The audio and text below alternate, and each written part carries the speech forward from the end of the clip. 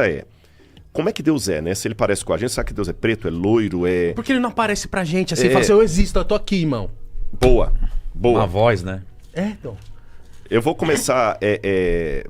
Eu vou responder as duas num pacote só. Por favor, tá fica bom? à vontade. Deus é tão grande. Deixa eu falar um pouquinho do ser de Deus. Será que existe um espaço que caiba a Deus? Não. Não. Onde que ele fica? Onde que ele fica? Que tamanho que ele é? Exato. Ele fica escutando todo mundo? Todo mundo. Que Ou isso? seja, não dá pra entender. Deus nem pensa, Deus sabe. Deus não raciocina, ele já sabe. E vou piorar a situação. Se Deus sabe tudo, Eu tenho livre-arbítrio mesmo? eu tenho livre-arbítrio mesmo? A pergunta que ele faz pra mim é honesta ou ele tá sendo apenas um pretender, um ator? Ou tipo aquela mulher que foi traída fala assim, você me traiu? E sabe a resposta já. E como é que eu sei que Deus não é um brincalhão cósmico? Que tá brincando com a gente igual a gente brincava com Com pão. formiguinha lá pegando o sol, queimando as formiguinhas lá. Como é que eu sei que eu não sou o Tamagotchi de Deus? Exatamente. Ou vou piorar a situação. Como é que eu sei que eu estou nesse podcast que isso aqui não é uma produção da minha mente?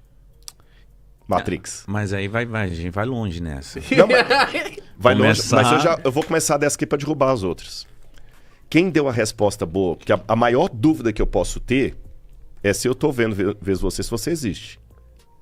Porque vamos pensar no Matrix, galera. Vamos supor que eu tô agora com um monte de eletrodo na minha cabeça, numa sala lá, e ninguém que tá aqui existe. É minha mente que tá produzindo vocês. Como é que eu posso ter certeza que você existe?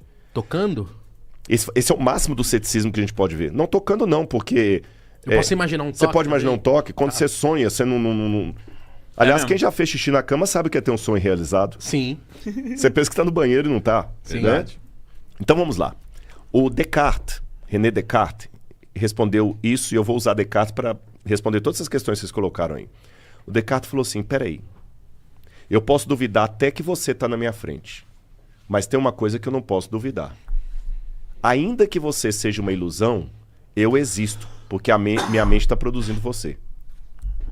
Entendi. Aí que a famosa frase, cogito ergo sum, em latim, penso, Logo existo. Eu não tenho como duvidar da minha existência. Então eu também não duvido da minha. Exatamente. Tá certo? Sim. Então eu existo. Ainda que você seja uma ilusão, eu estou produzindo você. Mas para eu existir, eu sei que eu não sou eterno. Então tem que ter algo que me produziu. Então eu já sou obrigado, a partir da minha existência, a admitir a existência do outro.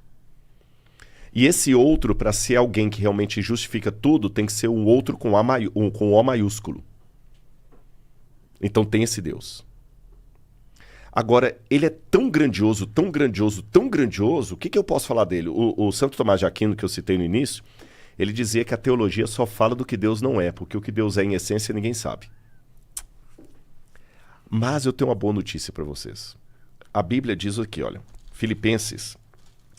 Colossenses, Paulo fala como é que é essa questão da imagem de Deus, como é que nós podemos conhecer a Deus. Filipenses capítulo 1, versículo 3 diz assim, Ele nos libertou do poder das trevas e nos transportou para o reino do seu Filho amado, em quem temos a redenção dos pecados. Ele, está falando de Cristo, é a imagem do Deus invisível, o primogênito de toda a criação.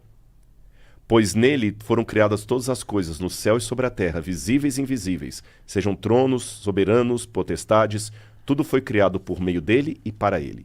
Então, Paulo está explicando aqui que Jesus é a imagem visível, interessante isso, do Deus invisível, porque tudo foi criado nele. Aí você vai para o Evangelho de João, ele fala assim, no princípio era o verbo, e o verbo estava com Deus e o verbo era Deus. Ele estava no princípio com Deus. Todas as coisas foram feitas por ele, e sem ele nada do que foi feito se fez. E o verbo se fez carne, verso 10, verso 18, e habitou entre nós, verso 14, e habitou entre nós. Deus falava com Jesus? Bingo. Jesus e Deus estavam em pé de igualdade. Tá bom? Ele só se materializou e foi pra terra? Exatamente. Só que um pouquinho antes disso, o que a gente percebe?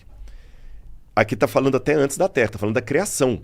Tá, do antes do antes. Do antes do antes. Mano. Aí você vai para Provérbios 8, fala que quando Deus fazia tudo isso, tinha um companheiro de Deus ali na eternidade, que Provérbios chama de a sabedoria, Chokhmah. Então Deus tinha uma pessoa com ele. E essa sabedoria de Provérbios era o próprio Deus. Porque Provérbios fala que a sabedoria, você pode pecar contra ela, você só pode pecar contra Deus. Que a sabedoria guia os homens, ela cria os homens, ela recebe reverência dos homens. A sabedoria pode ter um templo, então essa sabedoria tem que ser Deus. João fala que o verbo, logos, sabedoria, estava com Deus e era Deus. E Paulo, que eu li no início, fala que ele, tudo foi feito nele e ele também estava com Deus. Então o que eu entendi aqui? Tinha Deus Pai e Deus Filho. Eu vou deixar o Espírito Santo de lado um pouquinho. Eu vou deixar também, tinha o Espírito Santo. Mas vou enfatizar o Pai e o Filho. Vamos criar? Vamos. Por que Deus resolveu criar? Essa resposta eu não tenho. Lembra que eu falei que eu ia ser honesto? Exato. Só que ao mesmo tempo que eu não tenho essa resposta, eu vou abrir uma notinha de rodapé aqui e volto para o texto. Eu não sei por que Deus resolveu criar. Mas sabe como é que eu lido com essa pergunta não respondida? Como? Da mesma maneira que eu lido com o fato de uma mulher linda como a Laura resolver casar comigo. Não, sério. Paixão. Paixão. Até hoje, olha assim, mas por que... Gente, Amor. Por que a Laura me amou? Eu não sei. Porque você é amável. Obrigado. Mas de qualquer maneira, eu olho assim e falei, poxa, eu não tenho a resposta. Acho que nem ela, nem você tem. Por que você ama a Maria e não o João? Sim. Diz, não tem, mas amor. Então, já que eu não tenho a resposta, há questões filosóficas que eu não vou perder tempo com elas. Eu vou curtir o amor da Laura. Porque eu vejo que tem pessoas também que procuram essas brechas filosóficas também pra insistir numa parada também muito chata. E ficar sofrendo. Não existe. Ficar sofrendo. Então, assim, não sei por que a Laura resolveu me amar. Não tô nem aí se eu não vou saber. Eu ganhei, foi na loto com ela, com ela me amando e tô feliz com ela. Porque, você falando disso, né? Que Deus, ele sabe tudo, ele não pensa, ele já sabe. Aí eu fico me perguntando, tem o lance do livre-arbítrio, e aí a pergunta que todo mundo faz, né? Pô, as crianças que morrem, as doenças que a gente vê que matam inúmeras pessoas, por que eu não me questiono e falo assim, por que ele não criou todo mundo pra seguir no correto, talvez? Ou não existir as enfermidades, não existir o mal. Por que o mal existe? Boa. Se Deus existe. Eu vou terminar esse pensamento que entra em questão do mal. Eu não sei porque que Deus resolveu criar, mas ele resolveu criar. Certo. O primeiro ato de amor dele foi o seguinte: pra gente criar seres que não somos nós, porque Deus, justamente por ser onipotente, o que é onipotente? Que pode fazer tudo, não significa que Deus possa fazer qualquer coisa. Eu sei que parece meio doido isso aí. Poder fazer tudo não significa que pode fazer qualquer coisa. Por exemplo, Deus não pode mentir. Deus não pode pisar na bola. Deus não pode morrer. Deus não pode fazer outro dele. Justamente porque ele é todo poderoso. Entendeu? E uma das coisas... por que ele? Porque ele... Tipo assim, é que soa você falando assim como se ele tivesse sido escolhido, mas ele não foi escolhido por ninguém porque ele não tem antes de... Exatamente. Então não tem o porquê ele, porque ele em si mesmo se basta. Que doido, mano. Isso é doido. Só que esse Deus que em si mesmo se basta, que existia numa situação que a minha mente não vai alcançar. E por que não vai alcançar? Não é porque eu sou burro ou vocês são burros, não é porque realmente está acima de tudo. Se tivesse um físico aqui... Já entrevistaram um físico aqui? Já, mas a gente não acho que não entrou muito nesses Cara, assuntos. se você conversar com um físico, você fica biruta. Porque, por exemplo, nós só conseguimos captar 4 dimensões com os nossos sentidos. Aliás, 3. Que a quarta a gente sabe dela, mas não capta. Largura, profundidade e altura. Qual que é a quarta? Tempo. Tá. Só que o tempo, você não segura o tempo. Né? Ele tá indo. Só que a física diz que alguns falam de 16, 19, 20, 30 outras dimensões que não são largura, profundidade. Como é que você entende igual desse? Imagina um Deus, então, que não é medido por nenhuma dessas dimensões. Se a gente não consegue captar essas outras dimensões temporais, um buraco negro, por exemplo, como é que vamos entender Deus? O tempo dobra, dizia Einstein. Então, como é que vai entender Deus? Então, Deus está acima de tudo. Será que um dia vai entender? Talvez alguma coisa assim. Por quê? Porque Deus nos deu o pensamento para crescer. Ele não podia... Não, de coração. Ele não podia vir descer, dar uma palestrona pra todo mundo falar assim, ó... Rapaziada, vamos parar com as guerras aí, porra. PowerPoint por PowerPoint. Eu não tô falando de verdade. Aí fica claro. Mas aí... Mas ele fez isso. Fez? Com Jesus? Jesus. Só que Jesus já está no capítulo 28. Vamos voltar para o capítulo 5 aqui. Tá. Na criação, ele vira para Jesus e fala assim: Filho, Eles não são como nós. Mesmo que eu dê uma palestra, eles não vão entender. Isso é um pouco soberbo ele falar isso ou ele só tá sendo real? Não, ele tá sendo real. Porque ele é monstro. Ele é monstro. Ele tá sendo real. É verdade. Quando Pelo amor de Deus, as perguntas que eu faço aqui não é Gente, duvidando de nada. Não, mas repito. Se perguntar fosse pecado, Jesus não teria perguntado, Deus meu, por que me desamparaste? A Bíblia fala assim, venham, provem que eu sou Deus, façam prova de mim.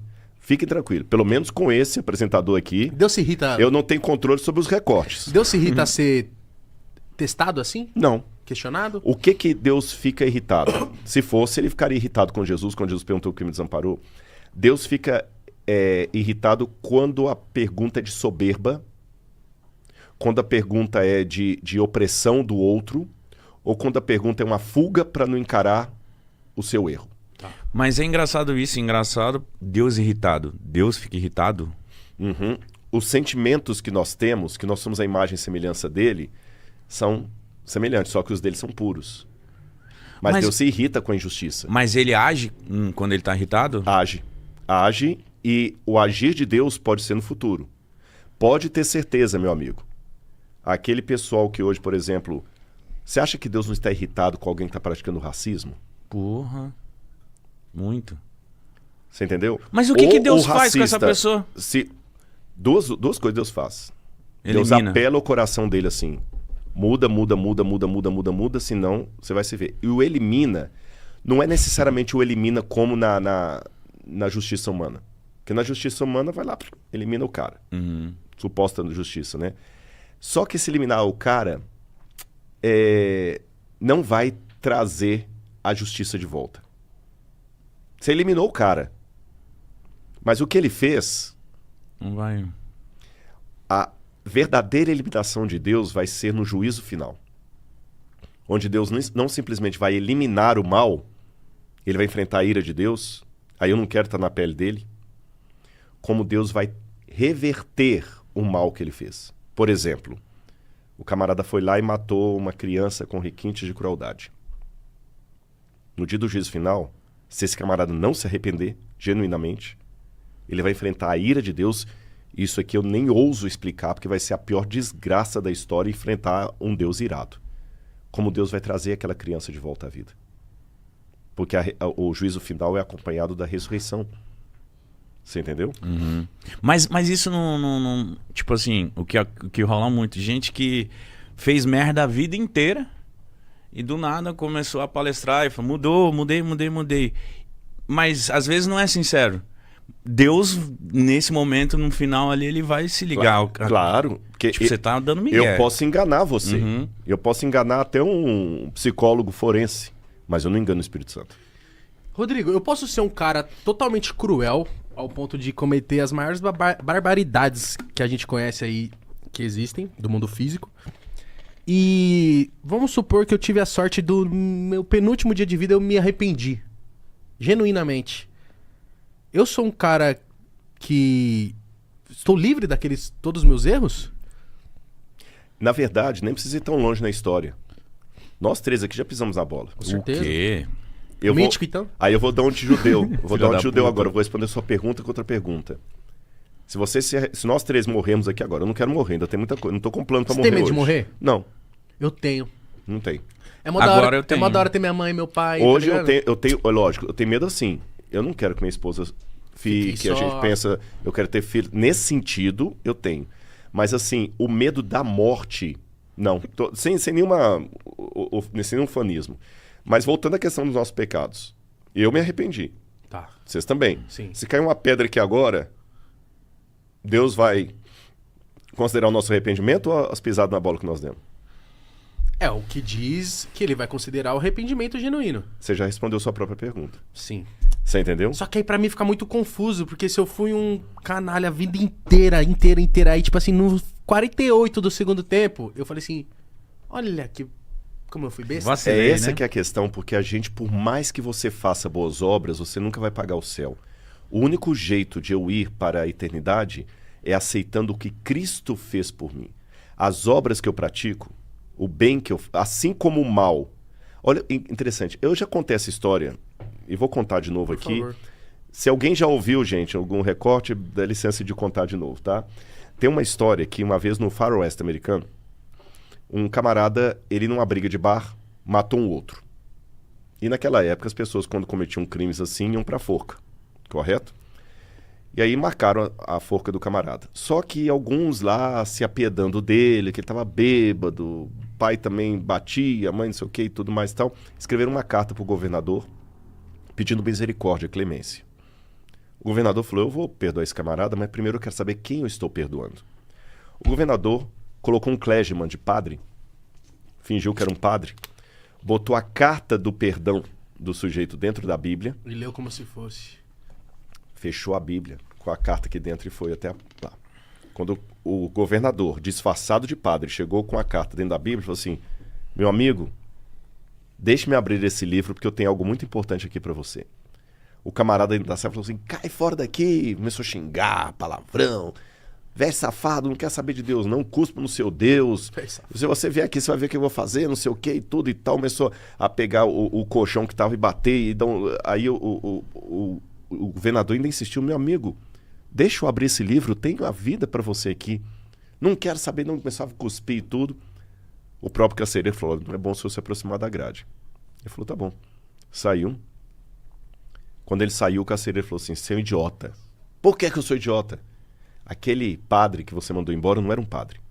Era um governador do estado. E dentro daquela Bíblia estava a sua carta de perdão. O seu indulto. No dia do enforcamento, eles deram as últimas palavras para aquele rapaz. E ele, olhando para todos que estavam ali, falou assim, eu quero apenas dizer uma coisa. Muita gente está pensando que eu vou ser enforcado pelo crime que eu cometi. Eu vou morrer pelo perdão que eu recusei.